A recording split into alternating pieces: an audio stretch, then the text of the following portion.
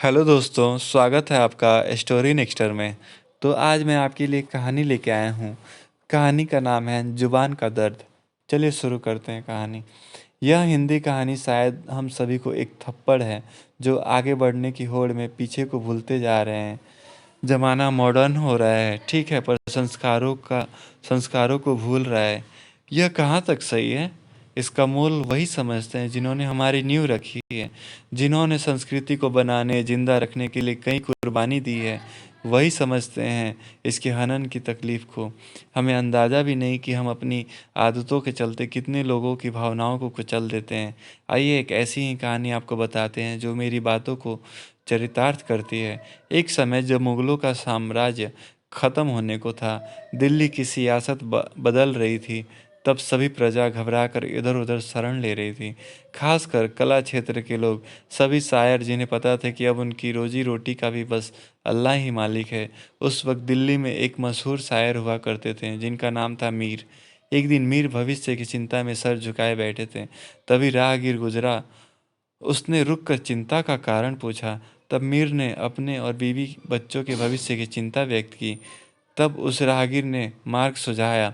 उसने कहा, अभी भी हैदराबाद में मुगल राज है, वहाँ आप जैसे महान शायर की ज़रूरत है, आपको वहीं निकल जाना चाहिए। मीर को यह बात ठीक लगी और उन्होंने दिल्ली से रवानगी लेना तय किया। कई बैलगाड़ियाँ सजी जिस पर उनका पूरा परिवार हैदराबाद की तरफ चल पड़ा। सफ़र कई महीनों का था, जिसमें कई शहर, कई संस्कृति के दर्शनों के बाद मंजिल मिलना था। आज का वक्त नहीं जो मिनटों में उड़ान भरकर दूरियां मिटा दे। मीर भी उस सफ़र पर निकल पड़े। कई जगहों पर रुकते हुए वो आगे बढ़ते रहे। कुछ दिनों के सफ़र के बाद उनकी पोती ने उनसे बिगड़ी हुई उर्दू में कुछ बातें कही, जिससे मीर स्तब्ध रह गए। उन्हें एहसास हुआ कि कई संस्कृति और भाषाओं के मेल से उनकी पोती की भाषा बिगड़ गई है। उर्दू के महान शायर के लिए यह पल अत्यंत दुखदाई था। जिन्हें भाषा में प्रचुरता हासिल थी, उनकी पोती उसी भाषा का अनादर कर रही थी। उसी क्षण मीर को एहसास हुआ और उन्होंने अपना काफिला रोका और तुरंत दिल्ली की तरफ वापस रुख करने का आदेश दिया।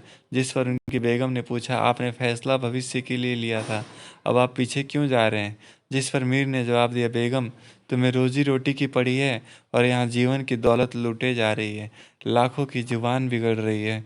दिल्ली में खाने को मिले ना मिले, हम भूखे रह लेंगे, कम से कम लाखों की जुबान तो सलामत रहेगी। शिक्षा। आज ज़माना है ऐसे बदल रहा है कि हिंदुस्तान में लोग हिंदी बोलने से शर्माते हैं। फैशन के दौर में हिंदी की जगह इंग्लिश ही ने ले लिए। हर प्रांत, हर प्रदेश ने भाषा को खेल बना दिया है। ऐसे में भाषा के ज्ञानी को जो दुख पहुंचता है और उसका अंदाज़ा भी हम जैसे लोग नहीं लगा पाते। हम पर फैशन की पट्टी ऐसे बन गई है कि हम भाषा के महत्व को नकार बैठे हैं, ऐतिहासिक संस्कृति को झुठला बैठे हैं। मॉडर्न होना गलत नहीं है, ज़रूरी है, पर अपनी जड़ें छोड़ देना गलत है।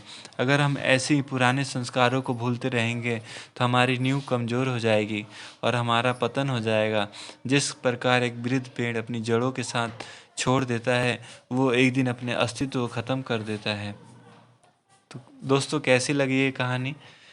कमेंट करके ज़रूर बताइए। अगर अच्छी लगी तो लाइक करिए, चैनल को सब्सक्राइब कीजिए दोस्तों। थैंक यू दोस्तों।